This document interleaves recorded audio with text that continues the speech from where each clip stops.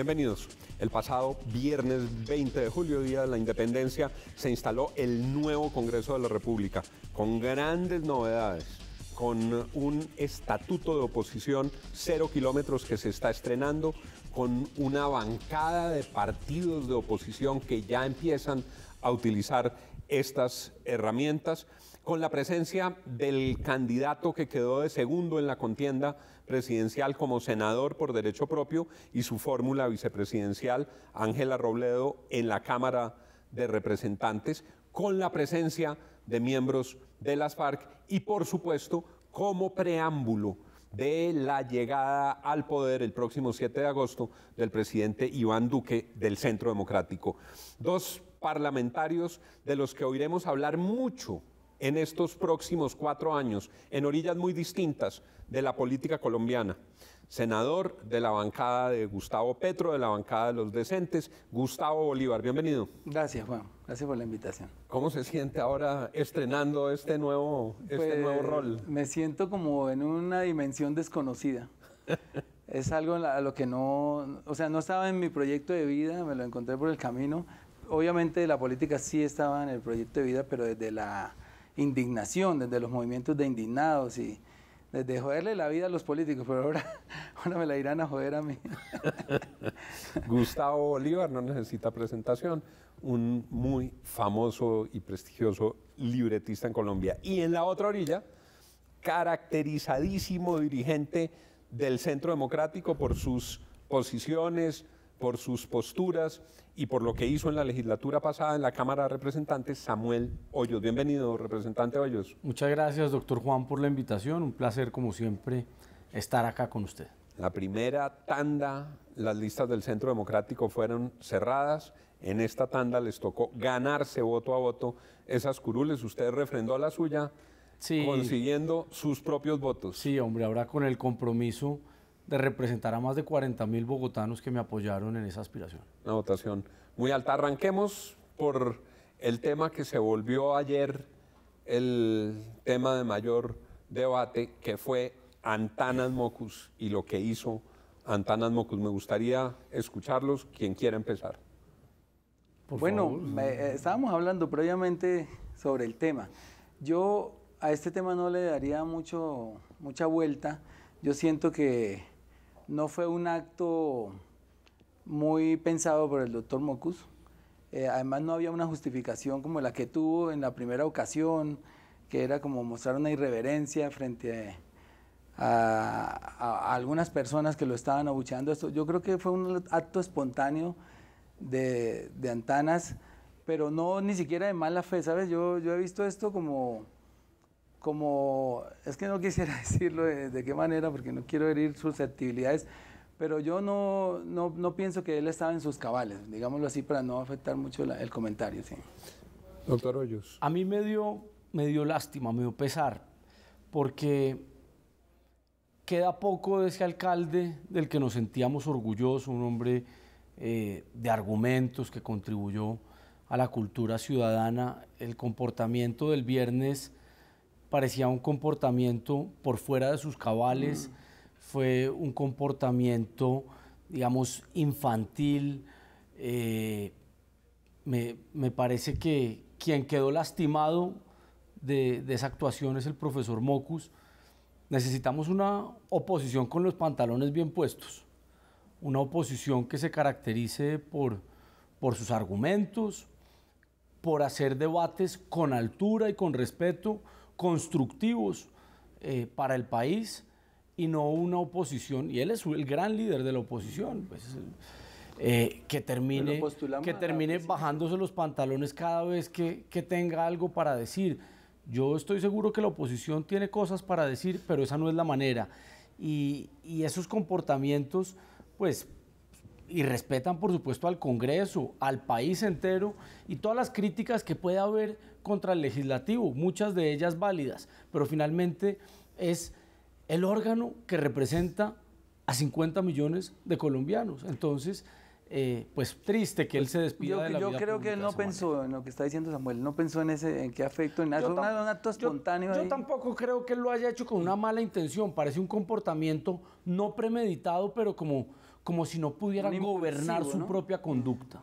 Yo creo que queda dicho esto en relación con el profesor Mocus. Se desató una gran tormenta política, los dirigentes de Pero todas además en las opinaron. redes sí desató una culomanía. ¿Cómo? Por Dios, empezando por Margarita Rosa No, de sí. Francisco, Esperanza Gómez. Pero bueno, de Esperanza Gómez, de la niña Mencha, son bienvenidos esas actuaciones, pero el profesor Mocus sí es mejor que se amarre los pantalones. No lo criticaría porque Ahora, no lo veo. y yo sé que no fue una actuación con una mala intención, pero ojalá su partido lo protejan y busquen la manera de evitar que eso se le convierta Y en no una creo que conducta amerite una reiterativa. sanción ya de entrada del Congreso, me parece muy prematuro y yo creo que la sanción ya se le Ya hizo ha tenido sí, suficiente exacto, a través sanción. de las redes sociales. Él mismo se dio Sí. suficiente sanción con eso.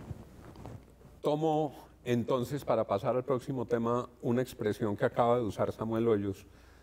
Llega la oposición con los pantalones bien amarrados. Sí, Gustavo. muy bien amarrados, estamos muy unidos. Que no se los bajen, No, yo no me los voy a bajar. por favor. La verdad, pues también con mucho optimismo porque nunca habíamos sido tanto, somos 25 ya. Cierto que en esta ocasión van a tener una oposición un poco más numerosa y también de más calidad, o sea, tanto cualitativa como cuantitativa. Y aunque en este momento son una aplanadora completa, porque tienen casi el 80% del Senado, pues también creo que vamos a confluir en proyectos a los que a ellos les interesen y a nosotros también. Digamos que, como le dije una vez, Juan, en el tema de la paz ahí nos vamos a seguir dando en la cara, pero hay temas sociales en los que tenemos que confluir, tanto la oposición como el gobierno y los independientes, y que son los que beneficien a la gente. Yo recuerdo la primera entrevista como candidato Sí, postulado al Senado. me acaban de... Fue hecha Sí, sí. aquí en este programa. La oposición, señala Gustavo Bolívar, ve por delante una aplanadora, pero lo que vimos en las horas previas a la instalación del Congreso es que no eran tan claras esas mayorías que finalmente se expresaron. ¿Qué tan sólidas son? Porque ahí están el Centro Democrático y el Partido Conservador. Y el Partido Pero Liberal. también uno se pregunta en qué está el Partido de la U, en qué está Cambio Radical. ¿Cómo ven ustedes esa coalición? Doctor Juan, yo creo que el gobierno del presidente Duque tiene una mayoría relativamente cómoda en las dos cámaras. Sin duda va a haber una oposición dura. Ojalá sea una oposición con altura, capaz de llegar a consensos constructivos para el país, que la oposición y que la izquierda democrática no termine opacada por los radicales, por los incendiarios, porque hay que tener en cuenta que también está las FARC, criminales de lesa humanidad ahora con curul en el Congreso de la República. Ojalá esos radicales no opaquen a la oposición democrática. Yo vengo de la oposición, es un ejercicio duro, pero hay que hacerlo con altura, hay que hacerlo con propuestas, ofreciéndole alternativas al país. Y como bancada de gobierno, pues ahora hay una amplia mayoría en las dos cámaras. El gobierno del presidente Duque tendrá capacidad de sacar adelante sus proyectos más importantes.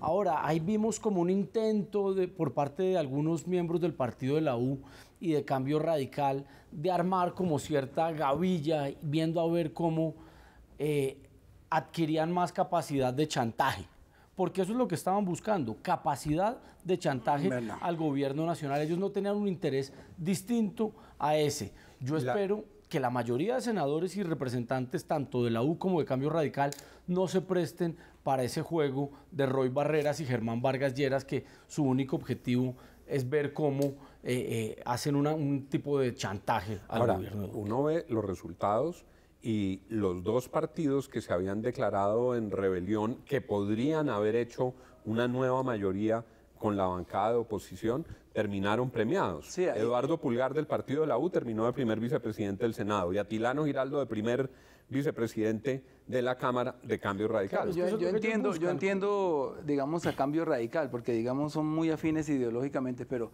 sentí un gran pesar, por ejemplo, ver votar a Luis Fernando Velasco por el presidente de Uribe, o sea, por Macías. Sentí mucho dolor ver el partido arrodillado, el Partido Liberal al que pertenecimos, Juan. Arrodillado. Hace muchos años. Hace muchos años, sí. Porque yo vengo realmente del liberal. Y a mí me dicen guerrillero y todo, pero yo nunca he estado en esas vainas. Sentí un dolor profundo por el Partido Liberal. Por los demás, no. Uno sabe que los de la U son mermelados, enmermelados. Incluso lo que dice Samuel es cierto. Toda la mañana Roy nos estuvo haciendo el lobby para que conformáramos una mayoría y le quitáramos la presidencia del Centro Democrático.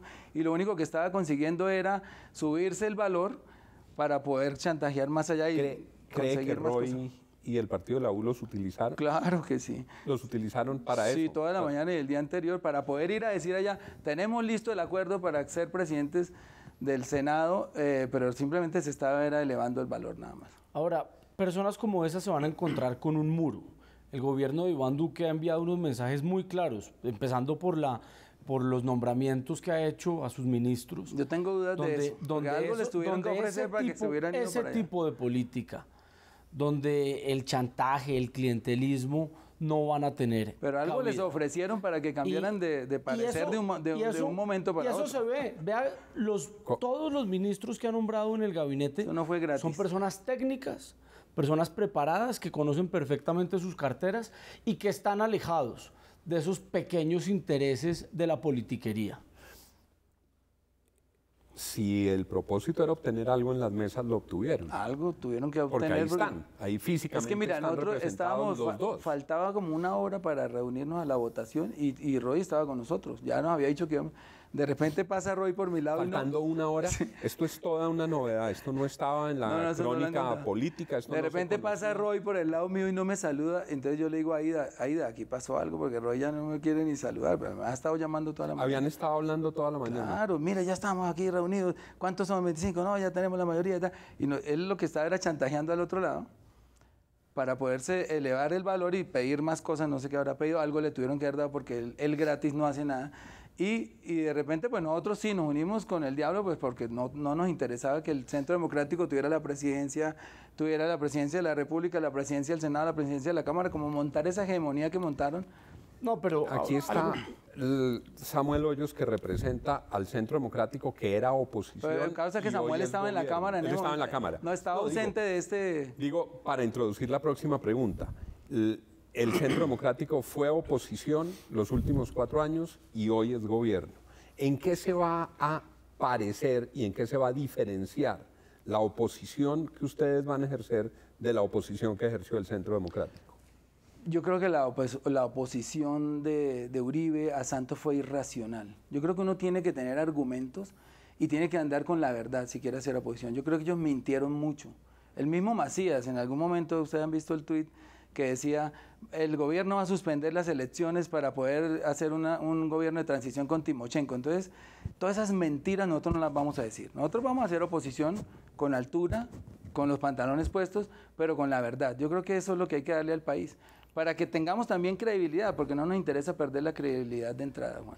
Pero quedan los senador, segundos finales usted dice para que su réplica. irracional. Pues eso debería decir que la mayoría del pueblo colombiano es irracional. Nosotros logramos conectarnos con el sentir de la mayoría del pueblo colombiano y por eso somos la bancada más numerosa en el Congreso y logramos que el presidente Iván Duque pues sea el presidente de los colombianos. A cada crítica ofrecíamos una alternativa y una propuesta al país y yo creo que eso lo reconocieron los colombianos en las urnas. Irracional sí es, por ejemplo, la senadora Aida Bella convocando a un debate de control político por el asesinato de los líderes sociales al gobierno entrante, que ni siquiera ha asumido la presidencia de la República y ella prácticamente pretende responsabilizarlos de un hecho que nos duele a todos y que es un fenómeno de violencia que no podemos tolerar. Entonces, yo sí les pido que hagan una oposición con altura, con ideas, con debates serios, pero no inventándose fantasmas y peleando con cosas que no han sucedido y que no tienen asidero en la realidad. En lo de Aida, Si algo le deja a uno la lección de la oposición que ejerció el Centro Democrático es que sí hay que hacer una oposición dura y eso fortalece la democracia y eso lo necesita el gobierno, y yo seré el primer crítico del gobierno de Iván Duque cuando vea algún error, pero hacerle propuestas constructivas al país es lo que nos dio una alternativa hoy de poder. Los segundos finales de la contrarréplica. No, sobre lo que dice, no es que queramos ya hacerle un debate de control político a alguien que no ha asumido, simplemente que tenemos angustia, que están matando a los líderes sociales. Nosotros y también, coincide con que sean de la Colombia humana. Nosotros lo que creemos es que no hay un grupo con la capacidad militar y logística de matar en La Guajira, en Putumayo, en Antioquia, en Arauca, en los 4 puntos cardinales de Colombia, si no es un grupo muy grande y un grupo muy cohesionado que podría ser las fuerzas militares, una ala fascista de las fuerzas militares. Nadie más tiene esa capacidad de matar en todo Colombia a toda hora.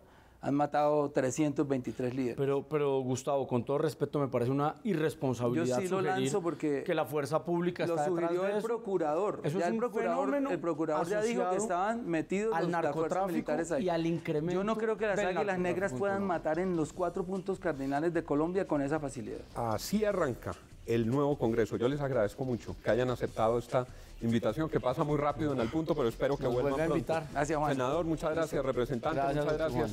Y a ustedes, muchas gracias por estar con nosotros en Al Punto. Sigan con Red Más Noticias.